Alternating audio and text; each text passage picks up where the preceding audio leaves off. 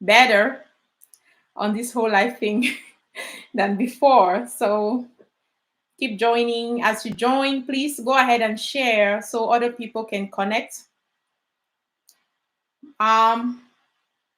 Please share as you come in. You're all welcome. Welcome.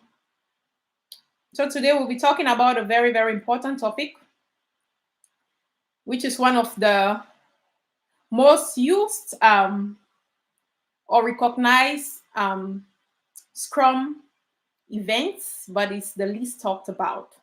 So we will be addressing that today and really talking about where it fits into this whole agile practice. Thank you. Keep joining. Keep joining. Once I get about at least 10 people, I will go ahead and start. Thank you for joining. Keep joining, and as you join, please go ahead and share. So I'm not going to be here for long today. So I plan to spend at most 30 minutes with you all. So thank you for joining. All right. Hi, Sam. Hi, Gideon. You're all welcome. I think I'm doing way better today than last time. So this is the real agile we are talking about, continuous learning and continuous improvements. That's what agile is really all about. And it's no different from us in real life, you know. All right. Thank you all for joining. I see 6 people online. All right. Well, for the sake of time, because I would need to run on to other commitments, I will just go ahead and start. So today, I am here so we all can really talk about backlog refinement session. Where exactly does it fit into the whole agile and scrum practice? Hi Alimi. And how exactly do we conduct it, and is it even important? That's what I would need us to talk about today. So I see in my experience doing this for a while, I realized that all of the teams I've worked with in the past, majority of them may not practice product backlog refinement. Others, I would say like 80% may not be practicing it at all. Meanwhile, the 20% that I'll see practicing product backlog refinement, they may not even understand the purpose of why they are doing product backlog refinement. And again, come to think of it, if you don't even understand the purpose of why you're doing something, it will hardly ever be possible that you're doing it well or even see any value in it. So that has been my experience. Now, what exactly is backlog refinement in the first place? A lot of people call it backlog refinement.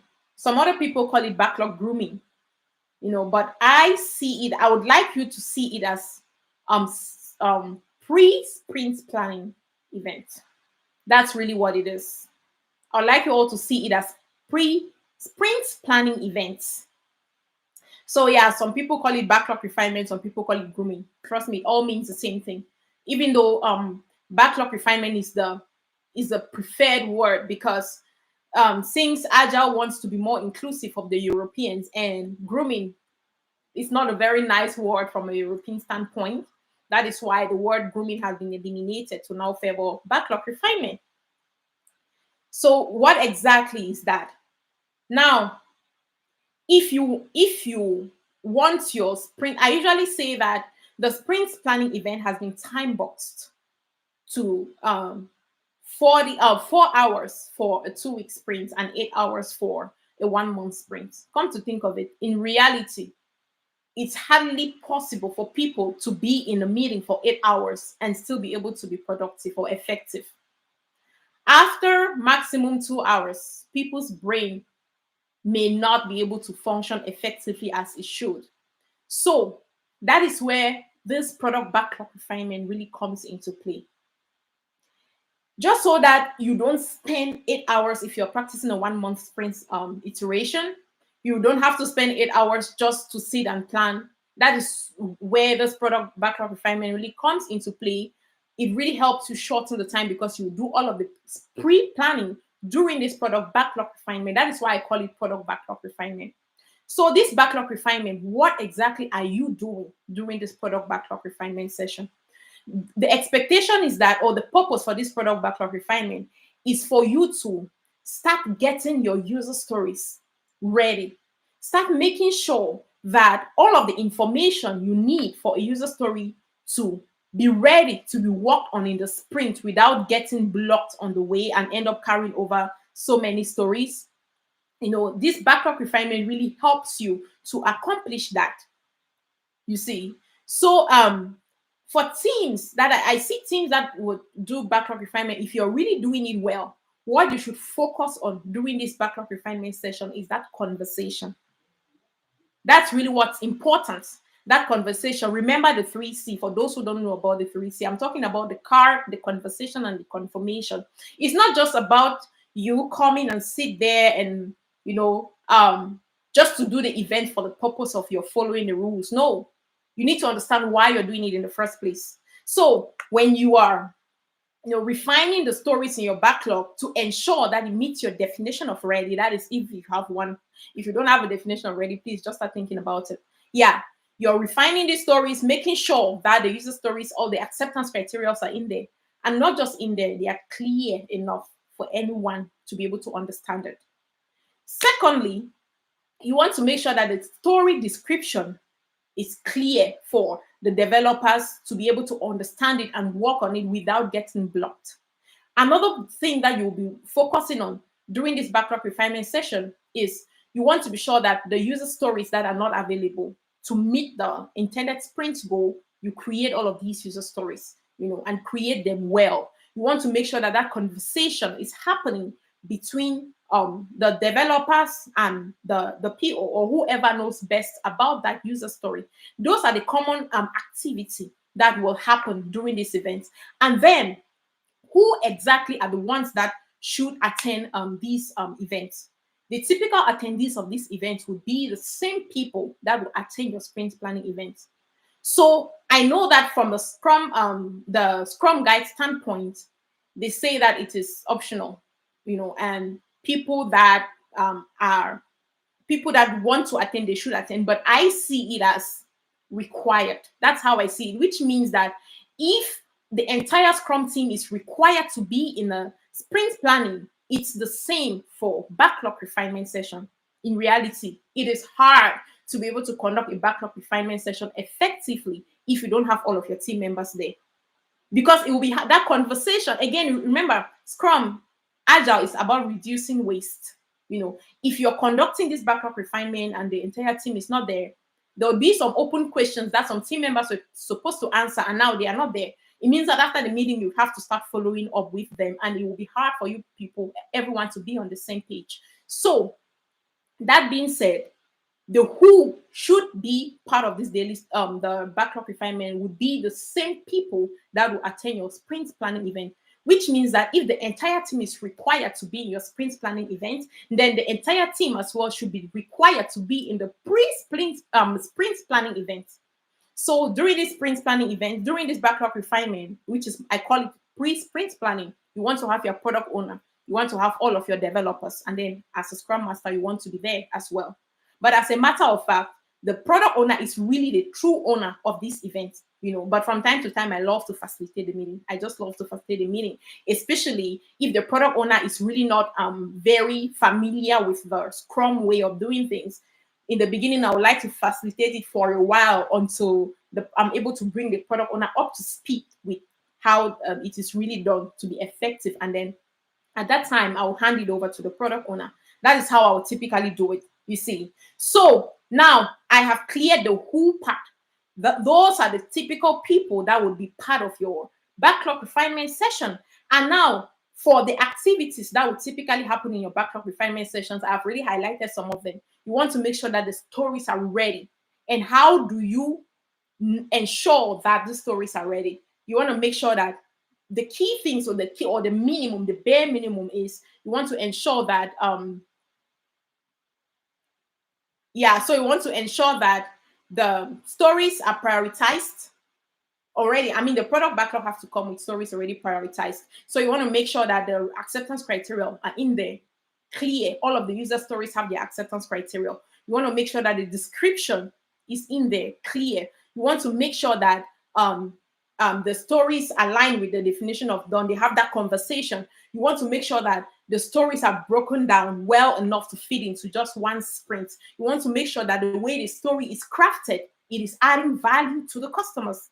Those are the common things that you will be looking at as you're getting your stories ready. So during this time, so that is the activity. So during this time, that you expect that conversation to be happening among your developers and the product owner. At that time, let's say, for example, if you find them just running through things and that conversation is not really happening, and then you go in your sprints, and then that's when they start coming up with a lot of questions, then you have to question the way you're doing backlog refinement. These are the cue, or these are the things that I'll pay attention to find out if we are really reflecting the purpose of doing backlog refinement. Now, if I see things like that, now during the backlog refinement, I am cueing my team with questions, just making them, so my own checklist that I'm going by to ensure that their stories are really healthy before it goes into the sprint backlog is I am asking them, double checking, is this story free from any dependency, both internal, external dependencies? These are the things I'm asking them. And that will cue them to think, because sometimes developers may not easily identify these things. As a servant leader, that's where you come in to help them really expose the problem. That's your job. You're not a problem solver. Remember, you're a problem exposer. So through these questions, you're cueing them and you help them to think and see the gaps that they are missing so that they don't go commit to stories and then they are not able to realize these stories. So these are the common things that I'll be pointing out. And then I'll be asking things like, okay, if the dependencies are cleared, the way this story is crafted, is it going to be valuable to the customer at the end of the sprint? By asking this thing, you make them to check, okay, what value are we bringing out of this work if we realize the story at the end of the sprint? I'm also asking them, the description, is it clear enough for you to understand? Have the story been broken down well enough to fit into just one sprint? If not, okay, you want to further break it down so that the story you're bringing in shouldn't be carried over. It should be something that is achievable in just one sprint. So I am asking all of these things, if the product owner is already very familiar with the agile way of working, you see the product owner taking care of these things. But for the most part, in my experience, the product owner may not really pay attention to these things. That's why you are there as a Scrum Master. You help them see these things. Now you get all of these items ready, which means that what you go by is your definition of ready. Once they confirm, that's where the last C comes into play, the confirmation. Once they confirm that this story is ready to go into the sprint, it means that they are confirming that they've had enough conversation that is required, So they think that once they commit to this story, they'll be able to run through based on what they know so far. They are good. They'll be able to complete that story without any issue. So those are the typical things that you would do during your backlog refinement session. And then you put the stories. So I usually tell my mentees, if you are conducting backlog refinement really well, you don't have any reason to spend more than 1 hour in your sprint planning events for a 2-week sprint. You don't have any reason. If you're going 2 hours, 2.5 hours, 3 hours, and then you should question the way you're doing backlog refinement, if at all you're doing one. Backlog refinement is a powerful tool. And I'll tell you why I think it's very important. But on the how it is done part, yes, that's how a typical backlog refinement would happen. So that now you've already got all of these things cleared up. When you're going out for your sprint planning, you people are relaxed. You're not overwhelmed. You're not feeling tense and all of these things. Remember, sprint planning is just that one opportunity for you. And once you end your sprint, you're just ending your sprint. And then you don't want to start a new sprint feeling overwhelmed, feeling tense and all of that, because of a lot of unknown that you may not have uncovered before that planning. So once you do your backlog refinement and you do it really well, you will see that when you go for your sprint planning event, you're relaxed and all of that. It's just like a wedding planning. Come to think of it, if you just sit and you're not doing nothing about your upcoming wedding, and you're waiting for like 1 to 2 days or the day of the actual wedding before you want to run things, that's not going to work. It's just going to be a total failure. It's the same thing for the way Scrum works. You want to always be proactive, and then this backlog refinement is an event that will, it's a, that platform that will help you really proactively plan towards your sprint planning event, so that your sprint will run smoothly without any issue. Yeah, so that's how it's typically done. Now, what is the purpose, or how important? Why is it important? Why is backlog refinement session very important?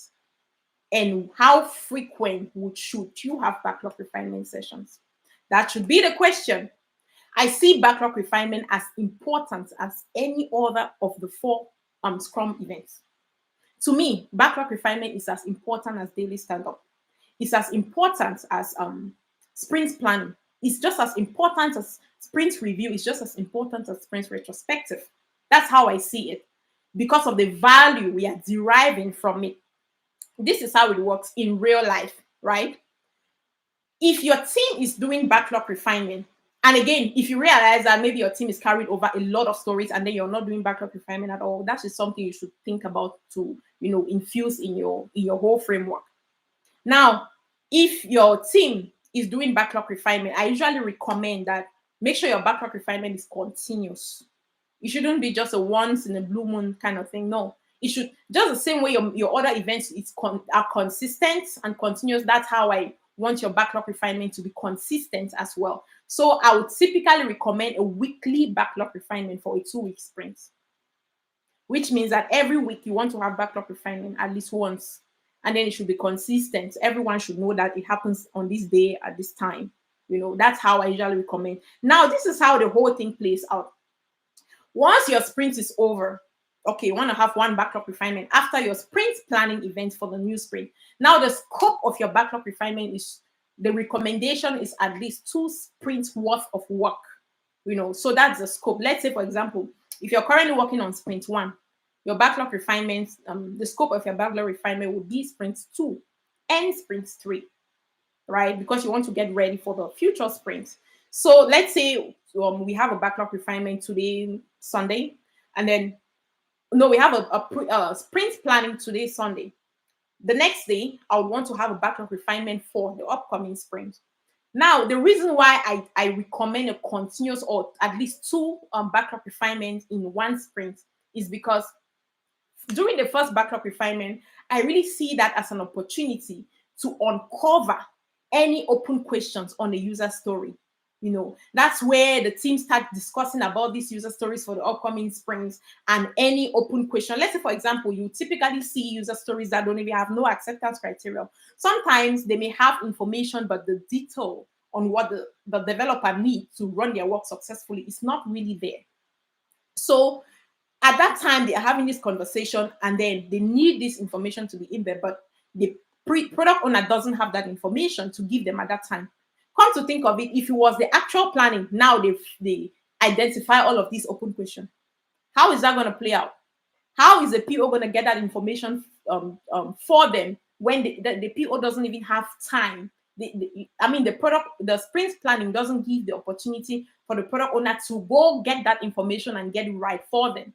It may cause the product owner to even be rushed or may not even have that information at all. And which means that they will end up committing to stories that are not ready. And it will definitely reflect on the outcome of the sprint. You don't want that. So the very first backlog refinement is that opportunity to start having that conversation on the upcoming sprint work items. And then any open questions, things like that, that's where you want to point it out, and then you take all of these things as action item. Let's say if the product owner don't have the answers for you at that time, that will be the action item. Again, you're giving time for your product owner to really go get the information and get good information, not just any kind of rushed information, as well as for your team members as well. You see, so there'll be times where you would need your team members to break down the work into tasks and all of that. And in real life, trust me, developers don't like to sit in these meetings and be doing these things like breaking down stories into tasks and all of these things. And if tasking your work is part of your definition of ready, if you're not conducting your backlog refinement, it means that you would only want them to do it on the day of the planning. And trust me, they hardly ever want to do these kind of things. They don't want that. They don't want that. So you want to give them time to go sit on their own time out of the meeting and break down these things into tasks, so that when you're getting to your planning meeting, all of these things are ready. So yes, that first backlog is really for that purpose, to answer the questions that are open, that have answers at that time, and then the ones that may not have answers, you all take it as action items. Now, when you're connecting for your next backlog refinement, right? So it's twice a week. I mean, twice per sprint. When you're connecting for your next backlog refinement, that's another opportunity for you all to come with all of these action items already answered. You see? But if you're just having just one backlog refinement, okay, you have all of these open things. You really don't have another opportunity to confirm if this open question or these action items have been completed. And then you only have your planning. What if your team members come and they say, "Oh, I forget," or I didn't do it for whatever reason? That's the reality. Trust me, because once you get out of that meeting, for the most part, they are just focusing on, okay, what next? What development work do I need to go do?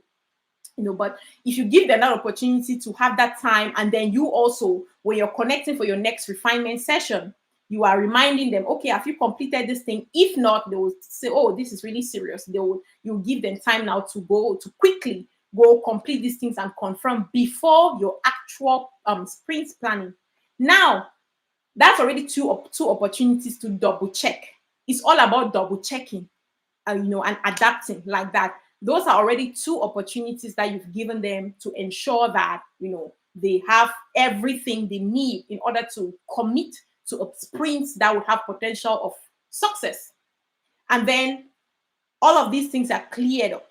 Now, the day of your actual sprint planning, you really don't have so much work to do.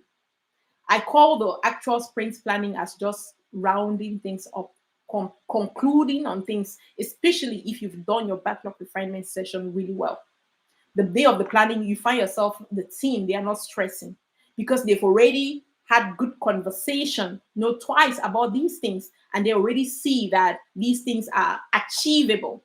So the day now of the planning, they are just balancing their capacity up, adjusting. Then maybe any change that may have happened from the last time they met until the day of that planning, they are adjusting to this change. Maybe the customer has asked for another user story to be added. Now they have to adjust to bring this into their sprints, quickly estimate. Meanwhile, all of these estimation things are already been done during their refinement. And then this day of the actual planning, they are just balancing things up. Maybe a team member said, "Oh, I thought I was supposed to be giving my full commitment in this sprint, but this emergency just happened. I may not be able to fully commit." So you will have to adjust your capacity. So these would be the common things that will happen during your actual planning events if you're doing backlog refinement very well. So backlog refinement is highly critical. It is. So if you are currently not practicing backlog refinement and you are in a Scrum team, then I suggest you go and bring that up to your team, expose to them the benefit they'll be getting by doing this. Remember, you're a servant leader. You just cannot go impose, So you expose and not impose. Expose the benefits, expose the challenges, expose all of these things and show them how this will benefit them. Ask them to try it. And then you all go ahead and adjust from there. So yes, again, that's exactly what I wanted to bring to you all today. And then I'll just want to spend some few times answering your questions here. And then I hope that was helpful. For those that, if you're new here, please continue to share. Welcome, everyone. Thank you for watching. Continue to share so others can benefit. And if you haven't subscribed, go ahead and subscribe. So every Sunday, we do this. If I'm not coming this live, I just started it though. It's just my second time being live here, but every Sunday I'll typically post a video on the whole agile product development and all that stuff. I'll typically post a video. So subscribe so that you will always be notified. Subscribe, turn on that notification bell so you will never miss out. this is a safe platform for we all to learn together. That's the whole point. This whole journey is beautiful. Trust me. It's beautiful.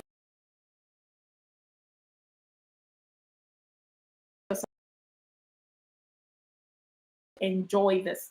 I don't want to be enjoying, so we all can, have fun in this beautiful journey. It's really hard to have to enjoy your job, but I'm telling you that I'm enjoying this, and I would like you all to enjoy it as much as I am enjoying it. Yeah, so I hope that was really helpful though. And if you're looking for a mentorship one-on-one to close your gaps, things that are not really talked in books, reach out to us. Reach out to us. I will post our information here. Reach out to us. We'll be so glad to be your mentor. We've been helping a lot of people in this journey. We've been helping a lot of. Thank you for joining. Thank you all for joining. I really appreciate it. Thank you for joining. Let me run through this and see if I can answer some questions before I, share with you the last thing I have to share with you today before I run. All right. Gideon is asking, who ensures the definition of ready? Gideon, the team. The team. So it's no one person. The entire team have to come up with their definition of ready. Remember, it's all about team effort.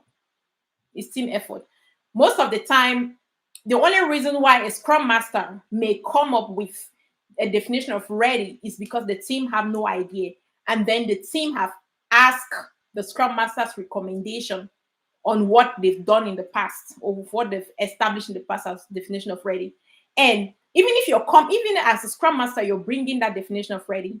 I don't need you to bring it as it's built on stone. No, you're bringing it in as a suggestion, and then together with your team, you run through it and then make sure that you all have that consensus agreement.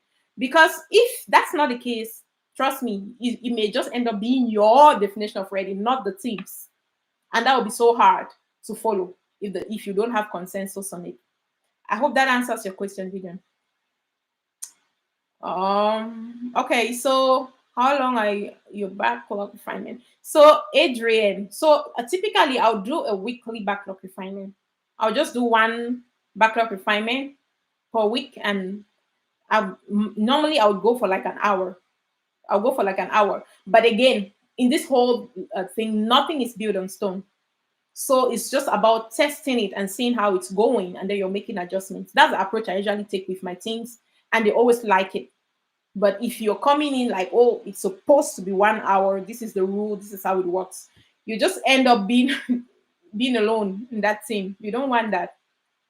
You want your team to always be on your side. You want to always be on their side as well. So everything that I'll typically do in my team is always consensus.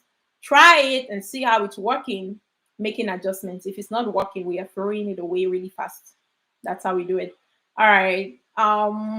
Okay, so yeah, right.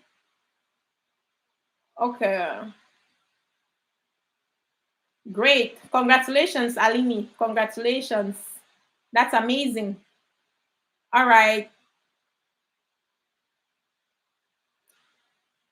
All right. So Lucy is asking, what's the role of a Scrum Master during backlog refinement? As a Scrum Master during backlog refinement, because this meeting is really owned by the PO, for real, it's really owned by the PO. So as a Scrum Master, I already explained this before. You're just there. That's where your being agile really comes into play, as opposed to doing, because the doing part is these activities that you're doing. But the being part, that's where the behavioral aspect and the value really comes into play. You're there to observe.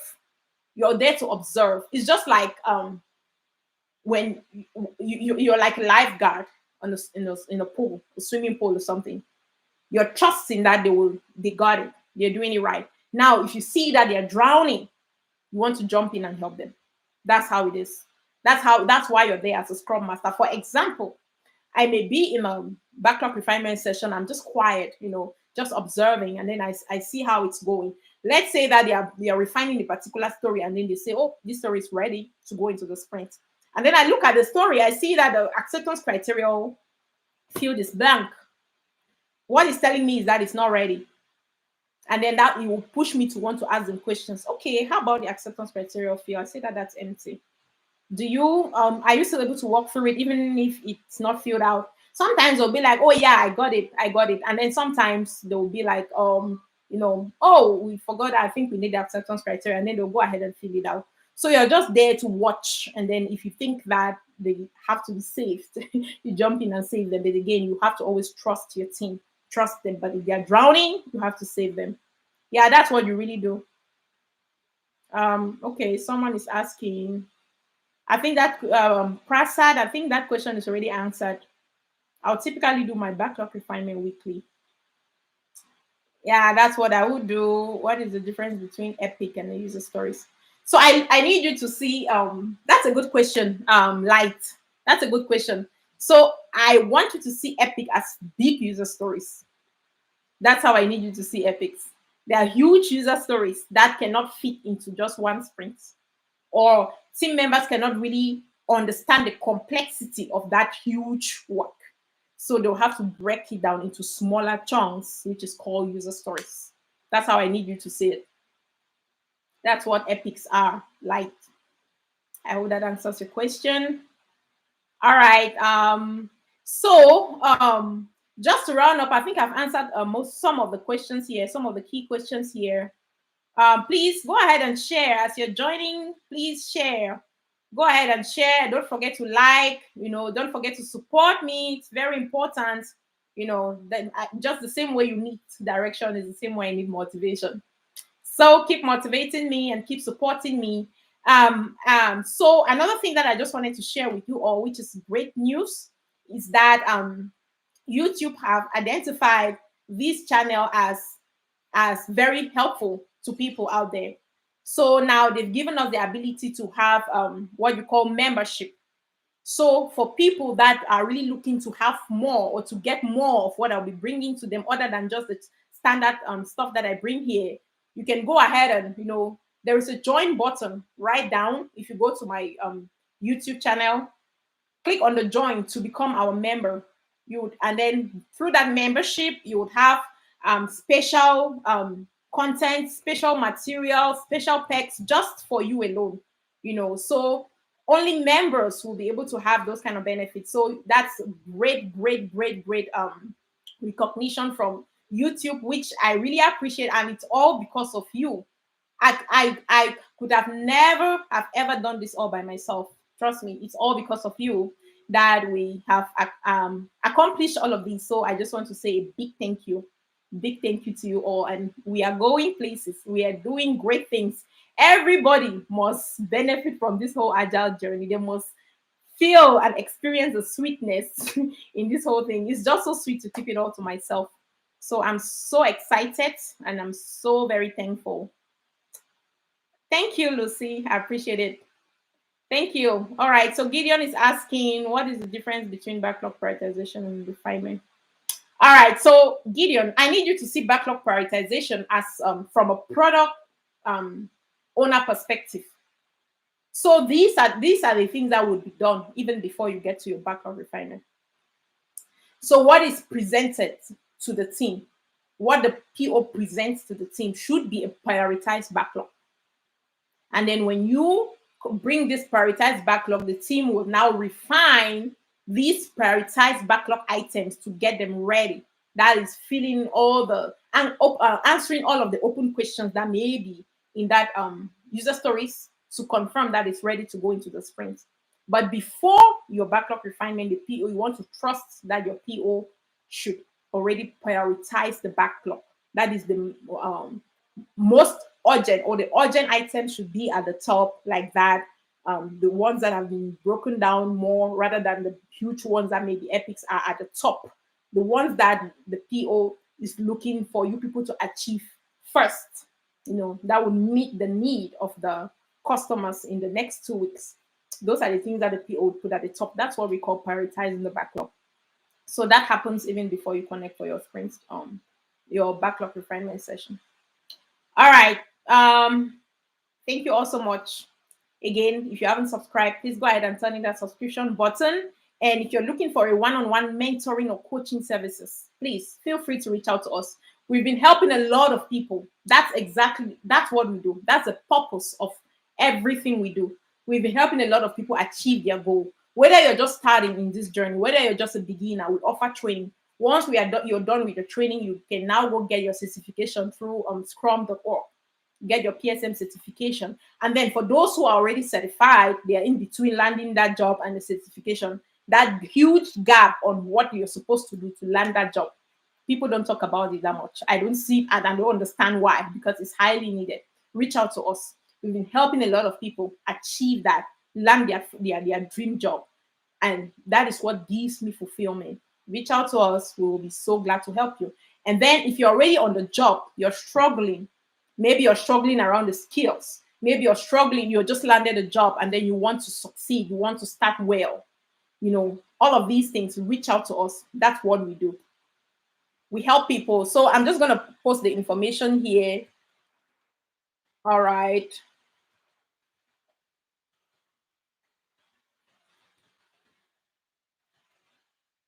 All right. Yeah. So that's our email. Just send us a direct email.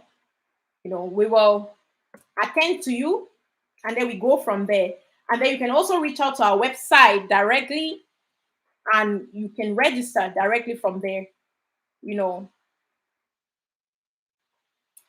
to get started. But I always like to have a 15 minutes call, direct face to face. Once you've made up your mind to get into the program, I always like to have what I call orientation, get to know you meeting, even before you get into the program. To me, it's very important that you start well. So I always appreciate that meeting. So once you reach out to us and they will share the information, our admin will give you all the information you need. And, from there, they'll schedule a meeting with you. If you want me as your mentor, we have other partners. But if you want me as your mentor, I would always appreciate a meeting first with you. So you understand exactly what you're getting into. Make sure that you're committing that you want to succeed, because if not, I don't admit people who are not ready. To me, it's very important. It's very important that you're ready, because I need you to succeed. That's the only way I measure my success. If you're succeeding, I don't have any other unit of measurement, which means that if you're failing, I have failed and I don't want to fail. So that's why that orientation meeting is very important to me.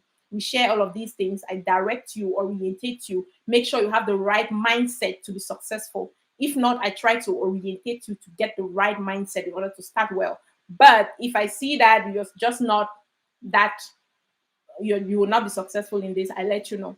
And I will not, I want to make you come into something that I know I've already perceived that you may not be ready.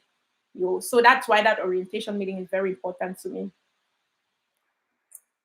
I see some people joining now. Thank you for joining. So thank you all for joining. Thank you all for joining. I appreciate it. So you can always go back. I would post the content, the recorded content. I'll post this and then you can catch up. If you have questions, please feel free to use the comment section. It's so hard, to keep up with the LinkedIn questions, the emails. It's so hard, trust me, because there is really no one monitoring my LinkedIn. And one day I would have at least 100 messages. So it's just so hard. That's why I am coming up live here from time to time, so we can just use one stone and shoot so many birds. Not that you're birds though, but all right. All right. So Olua is asking, how can you help with the technical skills required using Jira? Using Jira is really not a technical skills. Trust me, that's not something you should even worry about at all.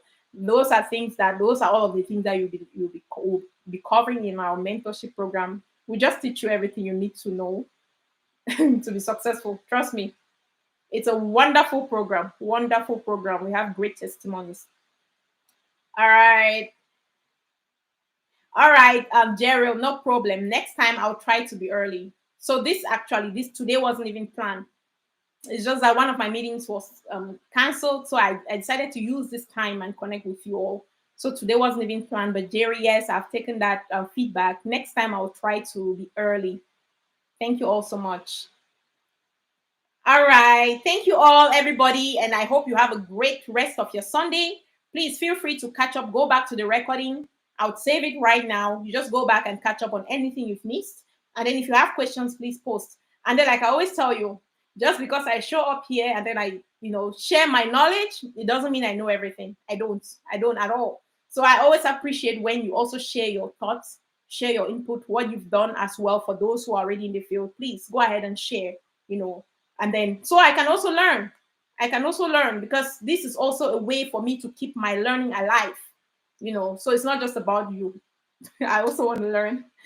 Thank you so much. What was answer about certification? All right. I don't know if a question was asked about safe certification.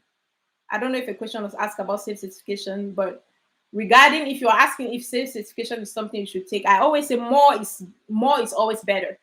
No knowledge is ever useless, but what I will tell you is that it's not required. Safe certification is not required for you to be a Scrum Master. Your standard CSM or your PSM1 is good enough for you to start.